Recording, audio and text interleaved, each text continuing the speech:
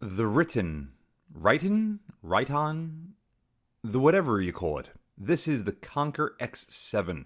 This is a 3 to 18 by 50 first focal plane Japanese-made scope featuring the PSR reticle.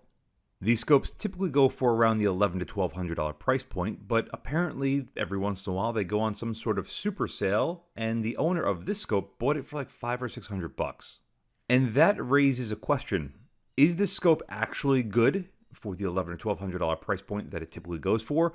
Or is it so mediocre that they have to put them on flash sale every once in a while to try to move units? So, with that question in mind, let's do a real quick unboxing and see what this scope is all about. Externally, the box looks really nice, and I like the topography lines. They add a lot of depth and character to the box, something that you don't normally see. But unlike most other scope boxes, or boxes for anything of decent quality, it gives you all the useful information on one end or the other. The PSR reticle is one of several options that Riton,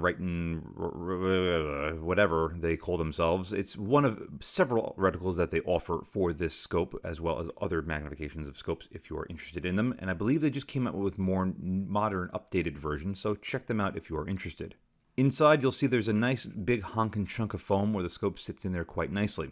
And this is the Gen 2 cap with the rotational indicator as opposed to the Gen 1, which is currently on there, which does not have that. I take a couple of quick pics just to show you what it looks like, and it is a nice piece of kit. It's a simple enough unit with a rotational indicator, which the original version did not have, and it's nice to see that at least they brought out a more modern, updated version. So this way you know if you're at 0, 10, or beyond in the mills department on your elevation. That is something that is quite important. No, there is no lock on the windage or the elevation, but there are there's a zero stop on the elevation, nothing on the windage. But before we talk about the turrets more in depth, let's take a look at the rest of the scope. With the scope fully removed from the box, it does look pretty good and well proportioned. The scope caps front and rear do come included, and they're pretty decent. They're nothing really to write home about.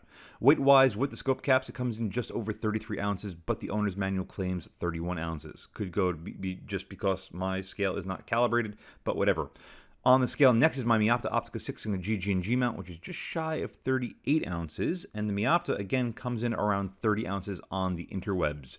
So, yeah, within 10% on my scale is pretty fine, but the Meopta Optica 6 3 to 18 by 50 is something that I hold in very high regard for many reasons. And those reasons we will be talking about during the side-by-side comparison coming up later on in this video. For now though, let's take a closer look at this scope before we continue forward. The fast focus eyepiece on the back is quite hard to turn and very smooth and quiet. Once it's all the way out and a quarter turn in, there's very little to no play, which is excellent. The splines that are on the fast focus eyepiece are found throughout most of the touch components on this scope, which is nice to see some sort of uniformity. They are sharp and easy to grab, and I do appreciate that there's at least scope caps that come on it, so this way it doesn't bump out accidentally. Moving on to the magnification ring, there are those two positions for that big thumb ramp, and yes, Riton is very happy about that and proud, and they flaunt it all over their website, as they should. And it's something that you're going to appreciate a lot too, because this thing has a throw from minimum to maximum of well over 180 degrees, which is well above the standard. Another reason why you're going to appreciate that big thumb ramp is because this thing is extremely hard to turn, at least when it's fresh out of the box. It does feel really good otherwise. There's no real hard spots, there's no real soft spots. It's very consistent from minimum to maximum, but you do get a little bit of sound of the seals rubbing on the inside, which is still fairly typical even on high dollar scopes. Moving on to the illumination control, we have 1 to 6 with offs in between, but before we get there, let's take a look under the battery compartment, which is nicely recessed and requires a coin of some sort to open up, which I love. Once inside, the battery compartment shows that it's got the standard sort of 3-prong setup on the spring on the cap, and the 3 dimples underneath the battery, which we typically find on much lesser expensive quality scopes. However, this isn't the first time I've seen this sort of battery compartment set up in something over $600, and I have a funny feeling it won't be the last. It might not be the gold standard as far as ultimate qualitative feel and control for the battery, but I've never had a problem with them either. Moving on to the actual illumination control dial itself, I'm going to stop talking for a second so this way you can hear how it sounds to actually actuate.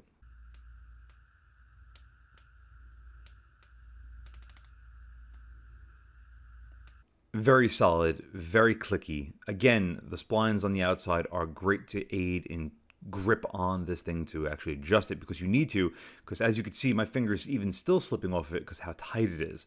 It is quite simply wonderful. The side parallax goes down to a minimum of 10 yards, which is really great for a lot of you rimfire shooters and or pellet shooters that want to shoot really close. And it goes all the way up to infinity. Throw on it's about 270 degrees, which is nice. I like having a large adjustment range for my side parallax so I could hopefully get whatever I am focusing on in absolute sharpness.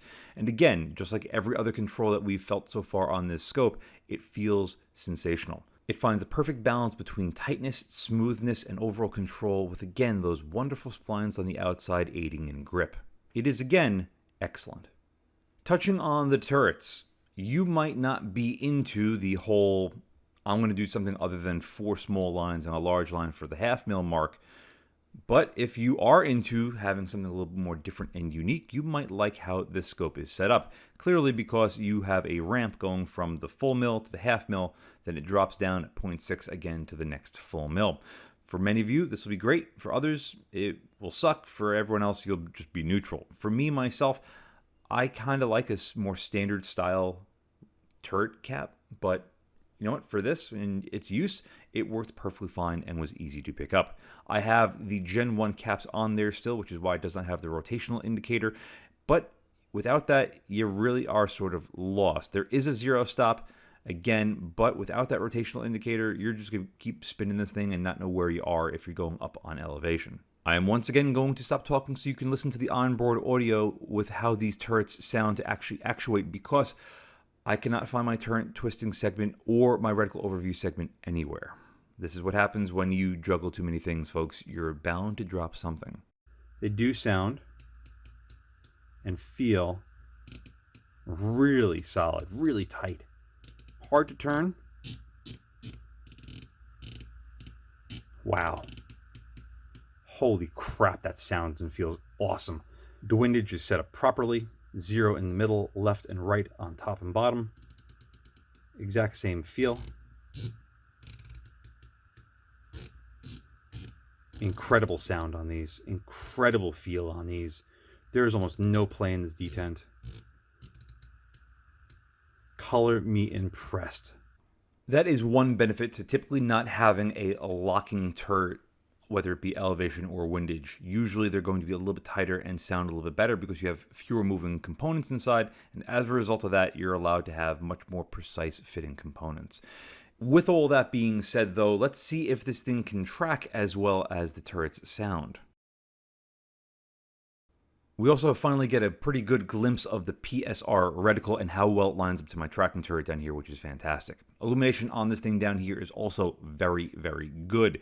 And for many of you, you might see that that reticle at 18x here seems like it's a little bit on the thicker side. That is because this thing, I feel, is more or less properly scaled, and we'll be touching on this throughout the rest of the video. Not many times do you have a reticle on a 3018 that can be useful really at its minimum and its maximum like this. Unfortunately, for many of you preferring a much finer section of the reticle at the middle, you will not find it with this setup because it needs to be a little bit thicker so you can see it down in the lower magnifications. This is again something that I feel that the Meopta Optica 6 with the MRED 1 reticle really does an exceptional job with that little donut around that very fine center crosshair. I will once again stop talking so you can listen to how well these turrets sound on elevation gain.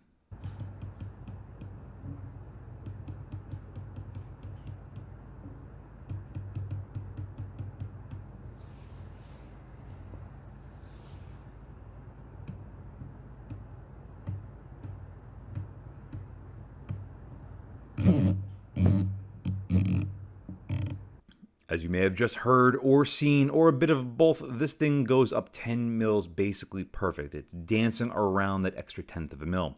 Erector slop on the elevation is very minimal to none. However, you might notice that the reticle is jogging on the windage back and forth ever so slightly, well within the 1/10 of a mil. And on the windage adjustment, you can see that the reticle is again maybe jogging up and down ever so slightly. Despite that little bit of play, it still performed exceptionally well, going 4 mils right and 4 mils down, and then 10 mils overall. However, it's still something that I have to be concerned about if that slop is going to grow over time and use. Moving right along, let's take a nice close look at my was my 30-ish yard power transformer. It is no longer, I know. But every time that you will see it in footage from here until it's no longer being seen is all backlogs. And boy howdy do I have like 15 plus videos of backlogs to do. Yay. Anywho, here at 3X, that reticle is very easy to pick up. The PSR is quite nice in that regard. The illumination is also very good for an MPVO like this. I really like the PSR here. It's very easy to pick up exactly where the center is, and you can even see most of the drops on the Christmas tree. But just like every other reticle for this magnification range, the higher up you bring it, the better it is going to look. When you are here at its maximum of 18x, it might get a little bit on the crowded side. But again, those thick crosshairs in the center really do allow you to pick it up quite easily. However, there are going to be many among you, I'm sure, that are going to say it's way too thick and unusable for you. It's almost like there are different strokes for different folks. That is right. What is nice for me might not be nice for you because I prefer things of a different nature and vice versa. Adjusting the side parallax just so yields a very good looking result here at 30 yards, and for anyone that is shooting that close, it is nice to know that this thing is truly capable of that. For everybody else, it's all about the performance out at distance. So let's take a closer look at our used to be once fantastic 400-yard brick building and see what we can do out there. Starting again at 3x, we have a very good looking image. The side focus is still set at 31-ish yards, or at least what it needed to be for that power tower. And as you can see, everything from the tree right outside my window to the 900-yard power towers are nice, sharp, clear, and in focus. That field of view of 35 feet at 3x is right in line more or less with a lot of other optics of this magnification range, so it's nice to know that it is at least on the standard side. Slowly bring up the magnification to its maximum of 18x, obviously the image is going to be blurry. But again, a quick twist of the side parallax and we have an image that again yields pretty favorable results. Keep in mind though, this was on a very picturesque day, very bright and sunny with intermittent clouds, about as good as we could ever hope for filming. Nevertheless, we have a good looking image here. The colors are pretty decent, maybe a touch on the muted side, and there's very little to no chromatic aberration. However, to my eye, it does seem a little bit softer than what some other scopes can produce in this price point. Above 15x or so, I really do feel like the sharpness is taking a bit of a hit, but we will confirm this later on when we start comparing this directly against other scopes of varying price points at similar ranges. Let's now focus our attention over to our 900-yard power towers and see how well this thing performs in one of my favorite categories to test, image stability. What that is as we're perfectly behind this thing, both the reticle and the image should be perfectly sharp to one another. But what happens if you're slightly off center? Let's say you're in a real rough position. Does one or both or neither get negated? Does it have a problem? Well, with the illumination on high, which is still extremely bright, even here on a very bright sunny day and noticeable, as I pan the camera side to side behind this scope, you can see that the reticle, with its very bright illumination, maintains a very high level of sharpness. As for the power tower downrange, that too maintains a very good level of sharpness, but it does start to get softer at the far extremes. Again, overall, this is a very good performance. At 15x, we have, again, a very similar looking performance. As we go farther off center, the image does get a little bit worse, but that's going to be with any scope. The only reason why it looks a little bit more apparent is because that exit pupil is getting larger and larger the smaller we go, so we have more leeway going from center to the outside before we can't look out the thing anymore. Bringing the magnification out to 8x, and we are given a even better result. That is a good thing, because as we get closer and closer to the minimum magnification, we should be getting a better result on this time and time again.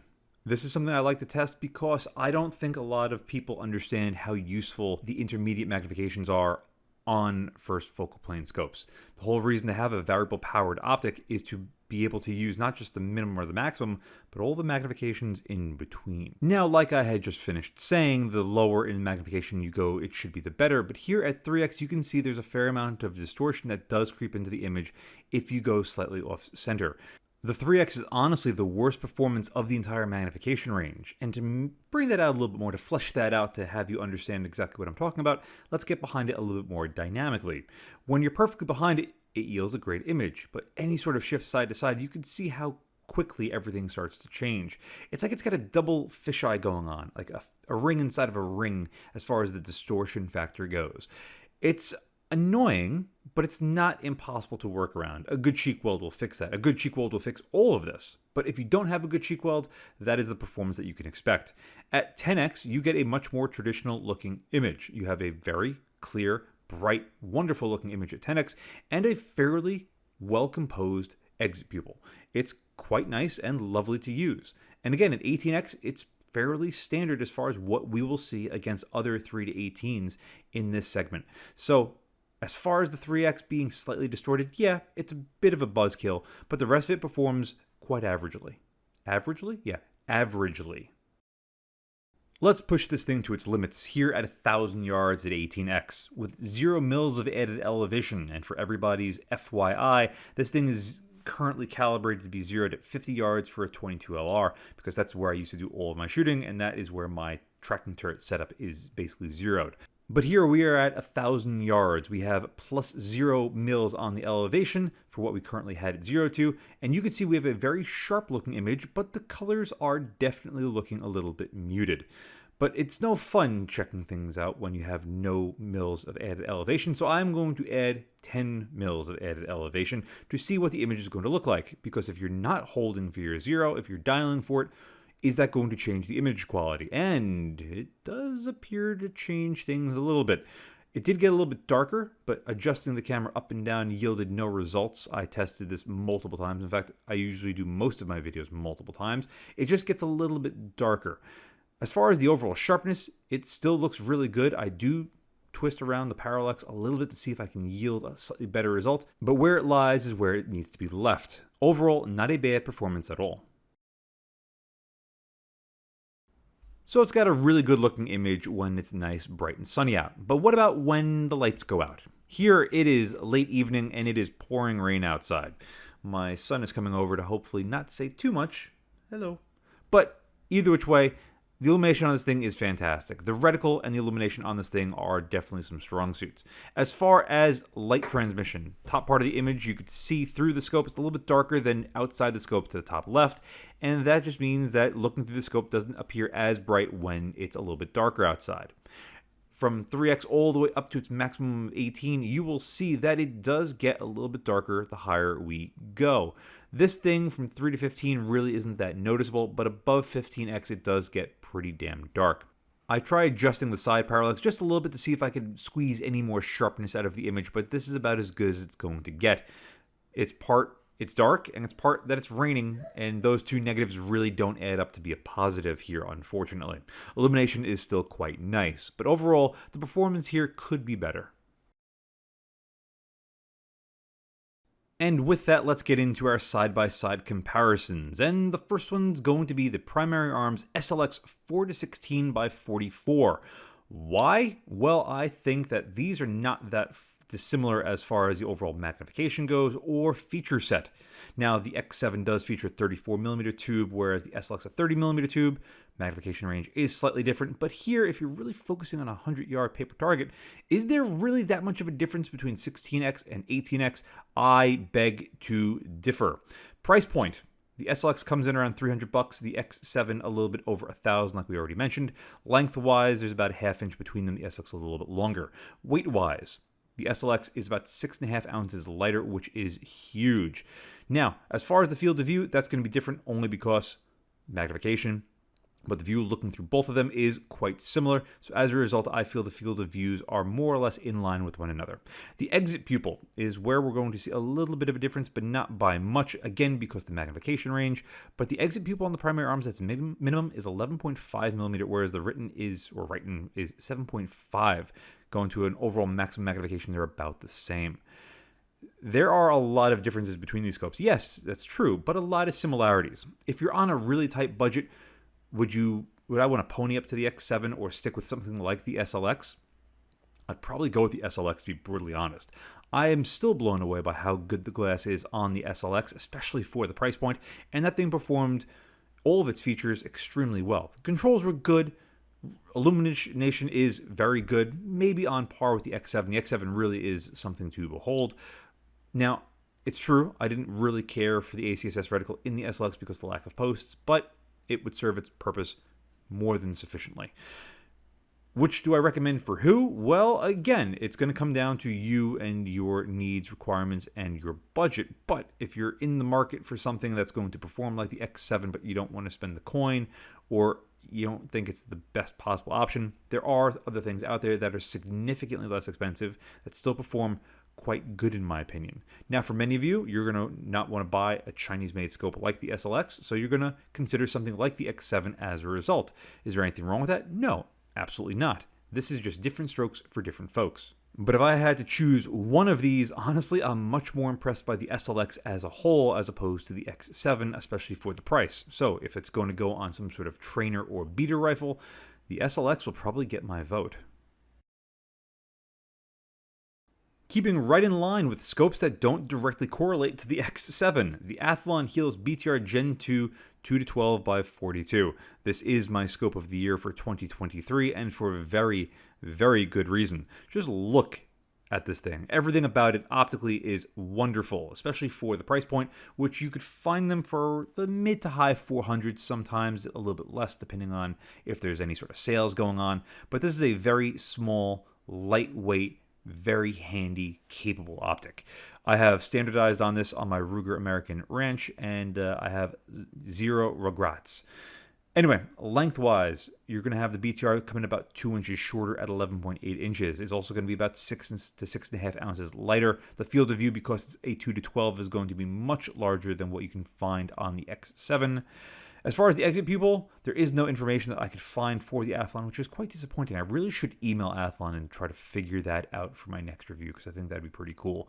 And the eye relief is going to be a touch larger with the BTR as opposed to the X7. So not only do you have a scope that's smaller, lighter, a little bit further from your eye, but you're also having a much larger view looking through it. Just look at that. It's wonderful. The Athlons really do punch above their price point. As far as what I'd recommend who for, well, again, it's pretty self-explanatory to what I said with the SLX, sort of mirrors it, with the exception of now we're in a much lower tiered magnified scope. But if you're looking to build an SPR kind of scope and you're thinking about going between something like a 3-18 or a 2-12, really hunt for your feelings and see what you really want to use your scope for, or use your rig for. That'll obviously then depend on how you're going to kit it out with glass and whatnot. Do I think that there is a massive capacity with the 2-12? Well, yes. Look at these images here at 200 yards. Despite the fact it's only a 12x, it seems to be a little bit more magnified than it ought to be. I know those paper targets are not the same. You can look at the backers. The backers are the same backer, and the backer itself is vastly different as far as size goes, but it's really not that much. If you're not shooting past, I don't know, 300 yards like we are here, do you really need that extra magnification and that weight and all this stuff? Maybe not. So figure out what you really want to do in your heart of hearts and go from there. As far as between these two, are these direct competitors to one another? Probably not, but I'm just bringing these two together just to showcase the differences between two scopes and some of the similarities, and maybe sway you one way or the other. I like to do that to people. Finally, a direct comparison. The Meopta Optica 6 3-18x50 on the right, the Riton 34mm 3-18x50 on the left. When you can find the Meoptas, because they've been very hard to find right now, they're around the $800 to $900 price point, which is still a few $100s less expensive than the X7 unless you find it on some sort of super sale. Now, the footage from the Optica 6 is quite old. I really ought to take it out to the range the next time I go filming and bring it into the 21st century as far as the new targets that we now have at the range and just my new setup as far as filming goes. This way it's a little bit more consistent with what we are seeing on the more modern videos.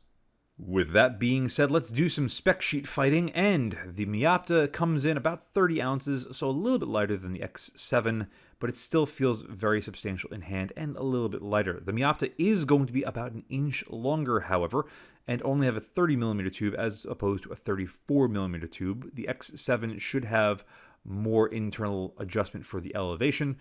I believe it's 45 mils. I think the Meopta is something like 20 something or almost 30 mils. So yes, there is a big difference as far as that goes. As far as our field of view, the X7 is going to have a larger field of view. At the minimum for the X7, we'll have 35, for the Optica 6, 33.5, and on the top end, 6.2 and 5.8 respectively. So does that mean that the X7 is a better scope? Not necessarily, but maybe, if you prefer how the X7 performs and the features of the X7 as opposed to the Optica 6. As for myself, I am a big fan of the Meopta. It does everything I am looking for in a 3-18 style scope. Capped windage, locking elevation, excellent Christmas tree reticle, and a reticle that can be used at both 3x and 18x quite efficiently. But whereas with the X7's, what was it? It was the PSR reticle. Yeah, it's been a long video. I've been talking way too much. With the PSR reticle found in the X7, you might find it to be a little bit too coarse and grainy here at 18x. Whereas with the Meopta and the MRAD1, which was, I believe, developed by Dark Lord of Optics, you could see it's still extremely fine here at 18x for those real close precision shots, well, far precision shots, but yet at 3x, it's still completely usable and noticeable. It is one of the best overall reticles for this magnification range. I also have thousands of rounds through my Meopta, and it hasn't missed a single beat. It is a scope that I absolutely love and recommend to everybody who's in that sort of realm. And between these two, I would recommend it as well, again, unless the X7 speaks to you and says, hey, I'm what you really want. In which case, go for that. But see, I really want a Japanese-made 3-18 that's built really well. Are you forgetting about the Vortex RHD Gen II 3-18 by 50? Because this is probably the quintessential 3-18 by 50. It is insane. It's first off gigantic. Just look at the view looking through it. But more so than that, it's also extremely heavy. 16 ounces heavier than the X7 at around 47 ounces. It's an inch longer at 14.4, but unfortunately, the days of affordable Gen 2 razors in the new department have gone by the wayside. They're around $2,000, so about twice the price of the X7, which is very disappointing. As far as the overall field of view, it is going to be much larger than what the X7 can produce, 37.8 at the minimum, but the same up top. They both claim to have 6.2 feet here at 18x at 100 yards, but just because the view looking through the razor is that much larger, everything appears that much bigger. It is in my humble opinion that the 3-18 Razor HD Gen 2 is the granddaddy of all 3-18s. It is insanely sharp, insanely clear, insanely bright, has incredible controls, every feature you could possibly ask for, but it comes at a massive expense, both actual expense, it's $2,000 plus, but also weight. 47 ounces is enough to bludgeon someone to death with by accident, not even intentionally. I ended up selling it because it was just so heavy, and between the 3-18 and the 4.5 to 27, well, the 4.5 to 27 does a lot more optically as far as magnification goes for about the same weight, so I ended up just selling the 3-18. Do I regret it? I do, but I had nothing to put it on because for the purposes of a Gen 2 Razor HD 3-18, you need to have on a serious tactical rifle where you're going to be mounted up somewhere. You're not going to be running through the jungle with it or slinging it on your back and going up, a 10-mile hike with it. It is that reason and that reason alone that I can't recommend it to everybody because weight is a concerning factor. With basically everything that we've looked at so far, the Riton X7 is basically on par with the majority of them. They're right around that high 20s to low 30 weight point. 31 ounces or so on the X7 really isn't bad when you factor in, again, something like the Gen 2 Razor, which is 47 ounces. That's 50% heavier. Does it perform optically 50% better? I would say that's a bit of a stretch. Is it better? Yes, but that much? No. But if you're looking for the creme de la creme and you want something Japanese and super, super well built and super capable, look no further than the Gen 2 Razer HD. Just be prepared to lug that thing around everywhere you go.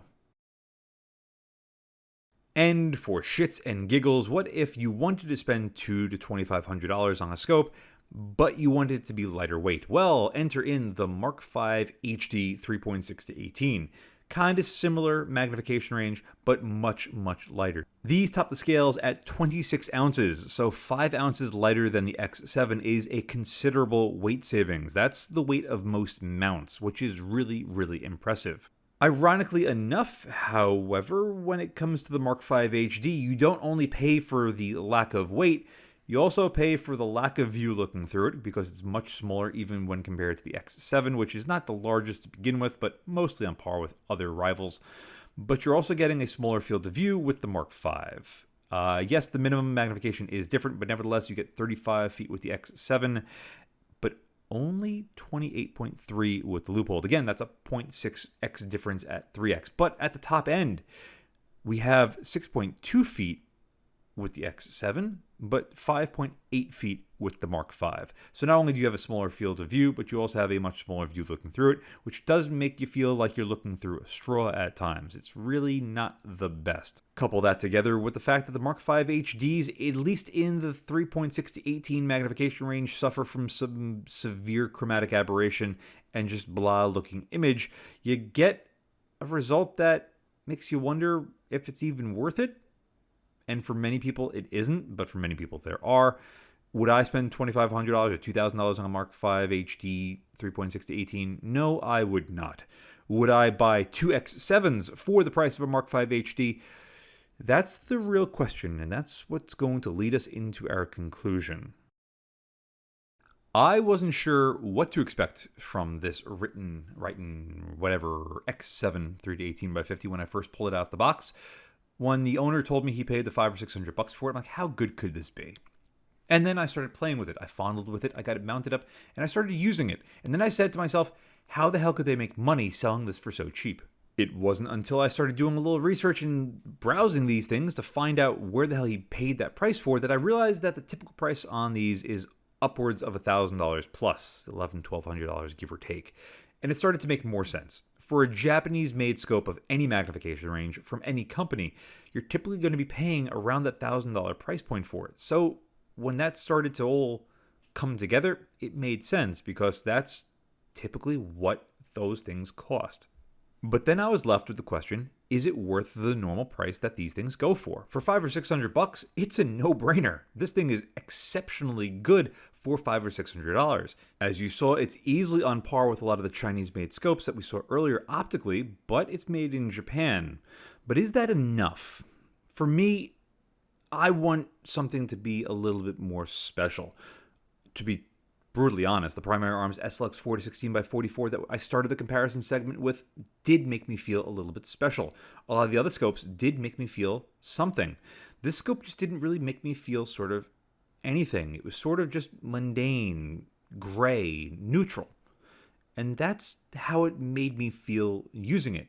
It just felt like it was another cookie cutter scope that no one really put that much thought into, even though the PSR reticle is a great reticle as far as being usable at the minimum and maximum magnification. But there are just a couple things that the company tried to make it stand out from other manufacturers. Things like the hash marks on the turrets. Things like the reticle hash marks matching that. I get it. It's cool and it makes sense. But is that enough? For me, I'm not too sure if it is. Again, because it didn't fill me full of that warm, fuzzy feeling that many of the other scopes that I've talked about already made me feel. The only reason why I rolled in the Mark V HD was because that was a perfect case in point of something costing more than twice the price of this, but realistically not performing as good as this. That's one of the rare occasions where something just really isn't worth it for me and my setup. But we're not here about me and what I think and what I would want to run. But if you are, I'll gladly tell you, I wouldn't run the Mark V HD for one. But with this, I wouldn't be able to justify it. I just don't think it's enough of a scope for that price point. However, you might think the exact opposite. And in that case, if this is what you want and ticks all your boxes, go for it. But for me, I'd much rather have a Meopta Optica 6 3-18 by 50 because that's what I have, because that's what I wanted, and that's what I kept. I could have sold that and kept the Razor HD Gen 2, which is a vastly superior scope optically, size-wise, view-wise, just capacity-wise. But it's 50% heavier, and that's not what I wanted. I wanted something a little bit lighter that had some of the same features, but in a more tightly knit package. This X7 is definitely capable. It's got good looking glass, great looking illumination. It tracks perfectly. The reticle, I would say, is very good. One of the better options for this magnification range, but it just didn't fill me full of glee and excitement. And that for me is probably the biggest thing. Again, however, that's just me, not you. So, I'm going to leave it at that. For me, this is a very neutral feeling scope. Would I recommend it to somebody that really wanted one? Sure, give it a go. I have no problems or qualms with it. As far as Riton with their warranty, I have no experience with them. I haven't really heard much negative about them, so that's always a positive. But you never know when you are going to be the person that's going to be getting the short end of the stick from any company, let alone even one of the big companies. Take that for what it's worth. But with that, a huge thank you to the individual that sent this in for me to review, because it's been about a year since I've filmed with this thing, and I'm sorry for the delay being as long as it has. But for the rest of you, thank you all very much for watching. And as always, see you again next time. And a huge thank you to my Patreon providers and my Subscribe Star subscribers. Without you, this truly wouldn't be possible. If you'd like to support my channel but don't want to join either of those, I completely understand. But you could still help by using my affiliate links in the description below, and or like, share, and subscribe as always. Again, thank you very much.